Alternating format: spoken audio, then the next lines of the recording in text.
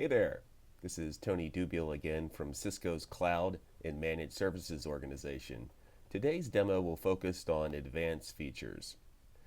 These are the features in Intercloud Fabric Director that add value to the solution because these are the types of networking and or security functionality that the cloud providers are unable to provide as part of their base infrastructure as a service solution.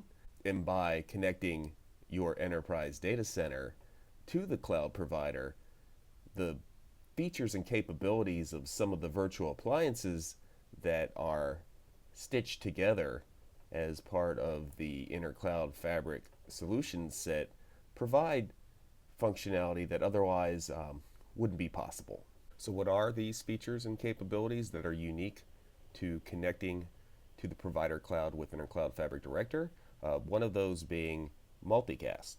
So in today's demo, we will actually connect a multicast stream in the form of a video that will leverage some freeware software in the private data center, and we will leverage a virtual machine that has been instantiated in the AWS EC2 environment, specifically in our AWS Web Virtual Data Center that we've created, where we have installed the same freeware software, the video VC, so that it can receive the video.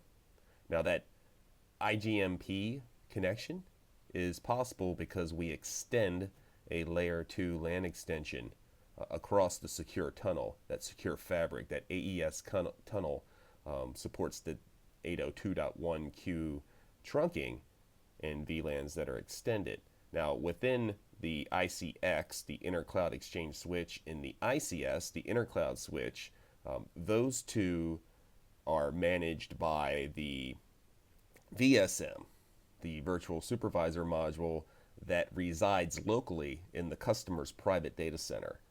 So in the demo, I will show you briefly the configuration that's needed to allow for IGMP to work across this virtual switch that has been extended to the provider cloud. In doing so, we can support multicast receivers. If we needed to extend multicast across a layer 3 boundary, then we would need to configure PIM routing either in the localized intercloud router that would reside in the provider cloud, or provision that capability on premise in the private data center, which would mean that we have to trombone back all that traffic, that multicast traffic, back to the customer premise. So more than likely, to optimize, we would want to configure that capability in the provider cloud. For this demonstration, it's a single multicast connection, on the same network rather. So we're demonstrating the ability to extend IGMP, which is not possible in the current AWS or Azure environment that do not support any multicast traffic directly to a virtual machine. The next use case is ERspan. So in ERspan is enhanced remote span. So if you're not familiar with a span port, just to level set, that allows for mirroring a port so that we can sniff or collect that live data from an actual switch port. So every one of these virtual machines that we install the Intercloud Fabric agent that creates that driver for that VPN client that maintains the customer's private IP addressing, each one of those virtual machines is connected to a virtual switch port, a port profile that's configured in the ICS. So each one of those ports potentially can become a source of a span, and that span can be visible from another virtual machine either residing in the provider cloud, or we can remotely point that traffic that we are collecting, that we are sniffing, to the provider cloud. And in this demonstration, that's exactly what we're doing. We're pointing it to this ERspan receiver, which is a virtual machine running in my vCenter environment, as part of a private IP address of 192.168.10.201 that we will configure in the VSM, the virtual supervisor module, to point traffic originating from the port group VEM12, Virtual Ethernet Module 12 interface that represents the connection to the multicast receiver on 192.168.10.200. We will point it to 201. So all of this traffic is sniffed from this port profile in the ICS switch and transport it directly to the IP address of the ERspan receiver.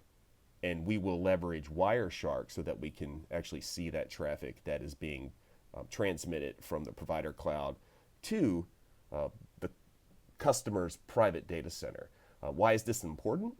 Many appliances, either for health and status or for troubleshooting or perhaps for security, several of the IPS, intrusion prevention systems, provide an option to receive data as part of a span. Because of that, it's an advantage of having an option rather to have visibility into that live traffic. Otherwise, this level of visibility would not be possible directly from the provider cloud. So additional capability, because we transpose our solution, our Intercloud Fabric secure shell and overlay on top of their infrastructure as a service, we can enable features and functionality because of that. Lastly, we'll look at Netflow. So Netflow, what it does is it collects the traffic that is terminated or ingress and egress of the ICS switch, and we can forward that Netflow data that would become a collection of statistics of that data to a Netflow receiver. So I'm leveraging a freeware Netflow receiver that I've installed in my jump box, which happens to be the same box that we're using for multiple purposes, one of them being the multicast source, as well as an interface to have access to the Intercloud Fabric Director GUI and so on. I've also included a Netflow receiver, so we can demonstrate the ability to collect statistical Netflow information from the ICS switch, from the port groups that are configured that represent the virtual machines that are running in the provider cloud, and we can make those statistics available in a Netflow receiver. Again, either for health and status or troubleshooting, or perhaps even to share with a security appliance that accepts feeds directly from a Netflow exporter. Our demonstration will begin with Multicast. VLC Media Player is the actual application. I'll provide the link in the comments section below so that that way you can download it. Again, it's freeware.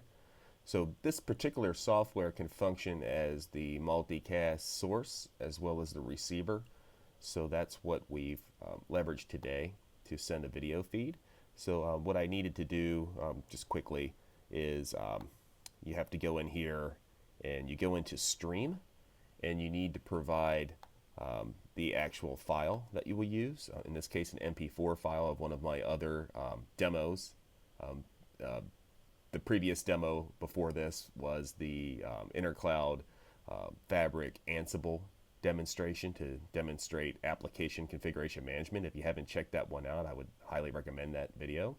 So I downloaded that video to use as a source. And then the next thing is we need to configure the actual stream. So I went ahead and did that. So we'll see that take action here in a second. And what I did is I've leveraged a multicast address of 224.2.2.2 and a port of 5004. In other words, that multicast address from a receiver perspective in the Intercloud Fabric connection in AWS, we have the receiver. This virtual machine is running on 192.168.10.101, and it needs to join that multicast address of 224.2.2 on port 5004. So we'll show that configuration on the other side of this. But essentially, this is made possible because the IGMP capability in the ICS switch I have enabled by disabling the IGMP snooping, which requires an IGMP router to maintain that connectivity and to filter that connectivity. By disabling snooping, I'm allowing IGMP to transverse the secure fabric connection, between the clouds as a simple layer 2 IGMP connectivity. So because we are on the same subnet, the receiver is on a .10 subnet as well as our jump box, Windows, right? So my jump box has two IPs. This one is showing the 10.99.1.7. That's what we're actually remotely connected to using RDP. But I also have a second NIC in here that is on the 192 address. And that address is 192.168.10.40. And we'll use that IP address in all three of the use cases that we'll discuss today. Okay, so let's go ahead and start this video. So when I hit play, now we are inside the virtual machine of 192.168.10.200. This is the virtual machine in AWS that will act as the receiver of the multicast. It is also running the video VLC, and we can see that it is configured to connect at 224.2.2.5004, which is the port that we will use for the multicast.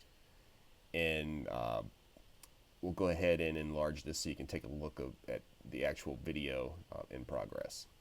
Now I submit to you that because of the remote desktop connection, this is definitely low quality, otherwise not HD, but you can see that the video feed is coming in to the virtual machine, the receiver. As you can see, my face changing and moving slightly in the background, and we can prove that out further by taking a look at Wireshark. In Wireshark, we'll go ahead and collect some packets and then stop and analyze that capture.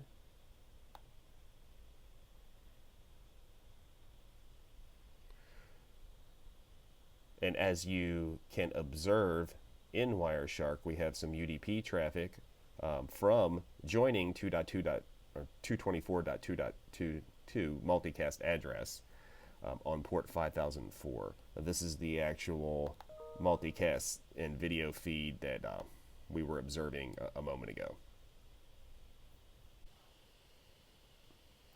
Switching gears now from multicast support in Intercloud Fabric over to ERspan. But before I show you the actual Wireshark captures of the information, the mirrored traffic coming into the receiver, I wanted to show you how we set that up briefly. And to do that, I need to go into the VSM, the Virtual Supervisor module, which is at 192.168.20.45.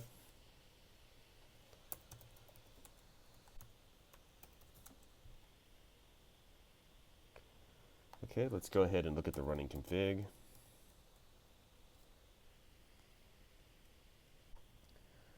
Specifically in the running config, we want to look for the monitor session. So in monitor session 1, we've created an ERspan source with a destination of 192.168.10.201, which happens to be a virtual machine that's running in our vCenter. Move this out of the way real quick. And if we look in the vCenter, we can find that one real quick. Receiver 2 that's running in our vCenter. We can also see it from here. Receiver 2 that's running in our vCenter. Okay. Okay, so that's the destination of the ERspan traffic. We give it an ERspan ID of a number. In this case, I chose 51.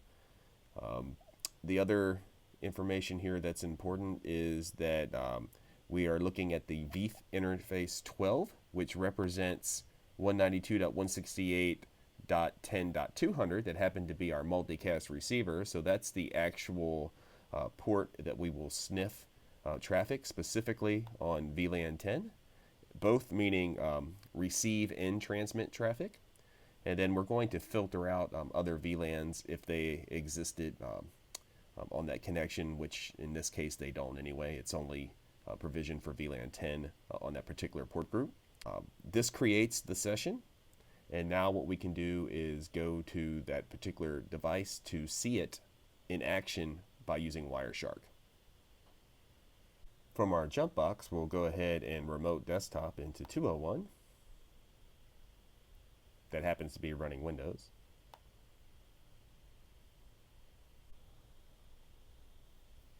This out of the way.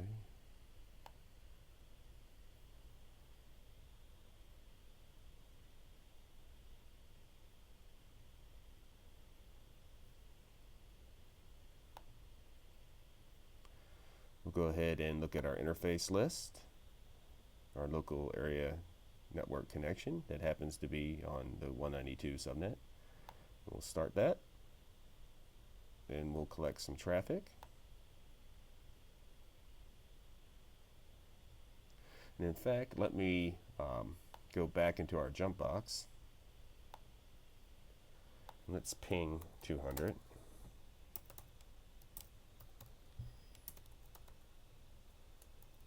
This ping is going to cross the tunnel to 200 to generate some traffic.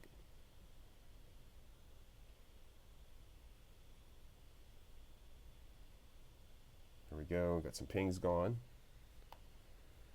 And we'll go back into 201.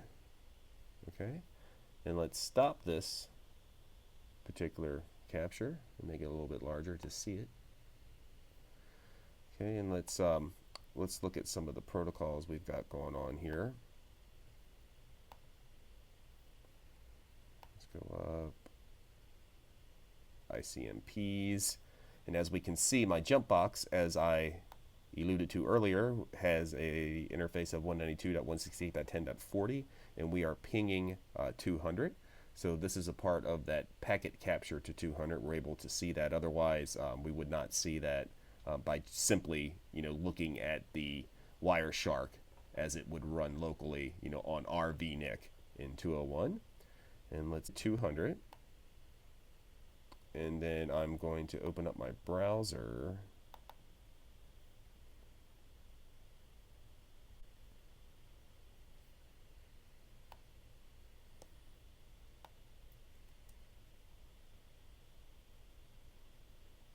Might not be running. Let's try just the IP.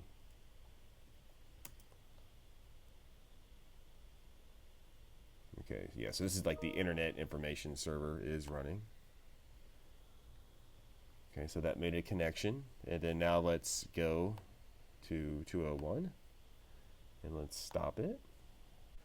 And we can see the TCP traffic as well between 240. Right, so we're seeing that from the 201 machine because of the ERspan. So this is traffic that is transversing the tunnel into AWS that we're able to see, into those packet captures in great, with great granularity and visibility into them by using this. This is actually 3389. This is the second remote desktop connection that I'm running to 200. Specifically in this particular packet. The final section of this demonstration on advanced features of Intercloud Fabric is Netflow. Again, we need to SSH, remotely connect into the VSM, the Virtual Supervisor module, that happens to reside in the private data center as part of a virtual machine running in vCenter. This is 192.168.20.45. .20, by the way, is our management subnet, our management VLAN. So once we log in, the first thing we need to do to support Netflow is turn it on as a feature. And you can see that depicted here, feature Netflow. And you can show feature, see what all we have featured here, and we can see that Netflow is enabled. Okay.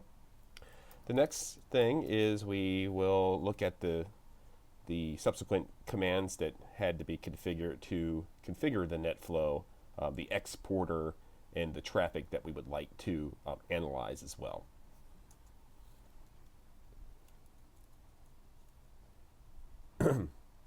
So the flow exporter, we configure that, and in this configuration is where we define the destination of the Netflow.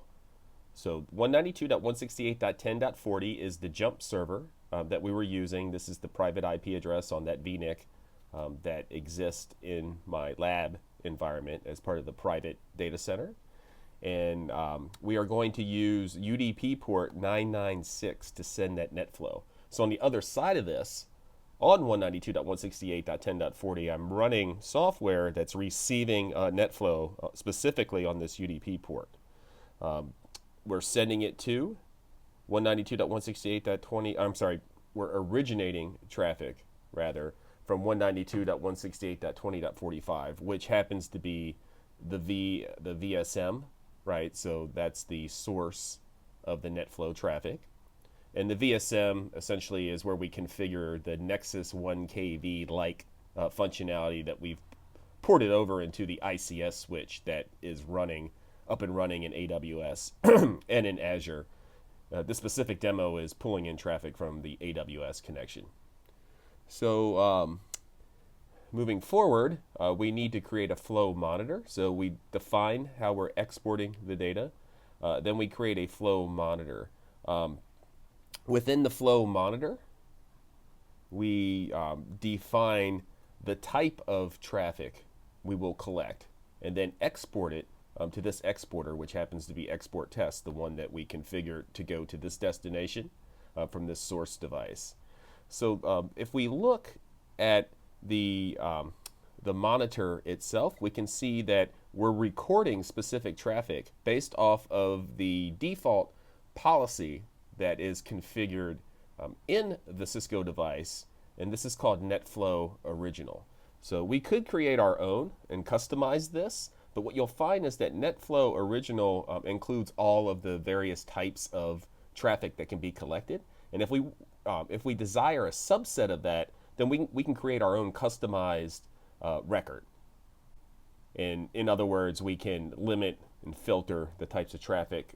And again, this is the counters of the traffic. It's not the actual traffic like an ERspan. It's just the collection and statistics of that traffic. Show flow, excuse me. Show flow monitor test happens to be the name of our monitor.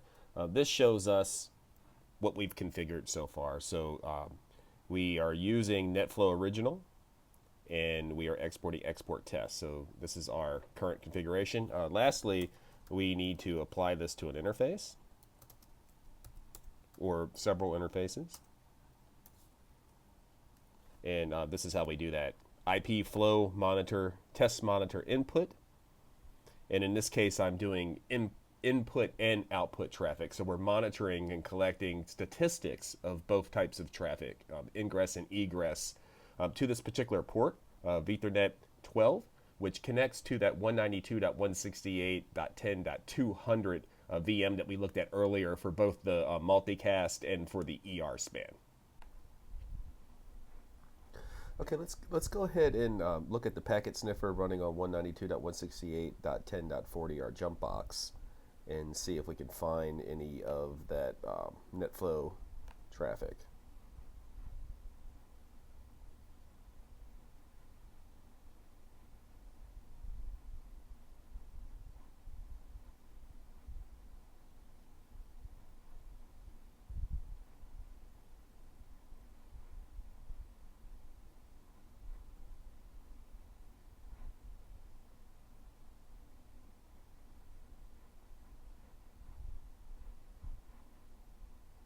Okay, let me stop it. I believe I saw some.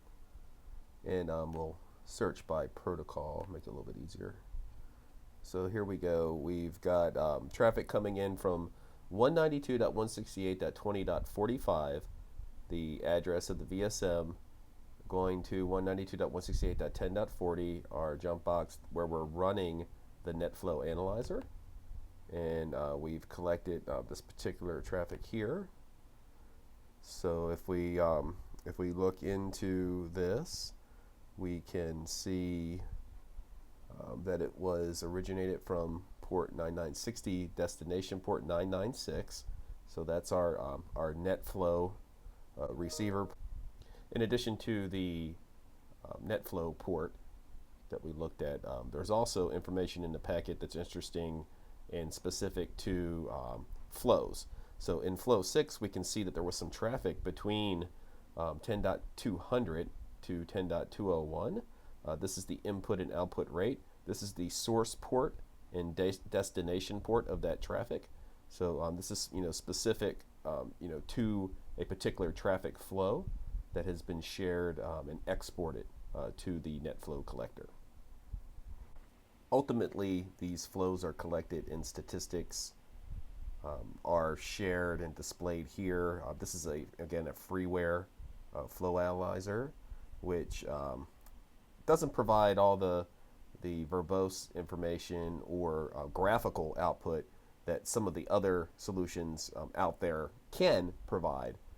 For example, you could use SolarWinds Orion with a 30-day trial, and that would provide you with more visibility into the different types of traffic flows and port information, that type of thing, where this free version collects the net flow, but it primarily focuses on the interface statistics and throughput for a particular interface, as an example. Well, that concludes our demonstration. Again, we covered the ability of Intercloud Fabric to provide functions and capabilities that are not available in the public cloud providers regarding their infrastructure as a service solution. So Intercloud Fabric provides an option to support Multicast, to support ERspan, as well as Netflow.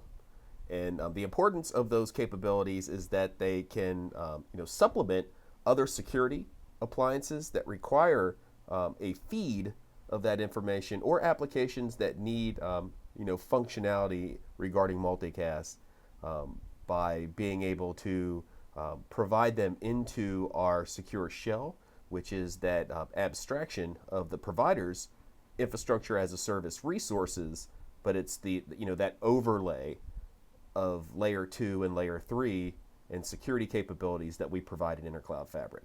Thank you for watching my demo, and I look forward to seeing you on the next demonstration.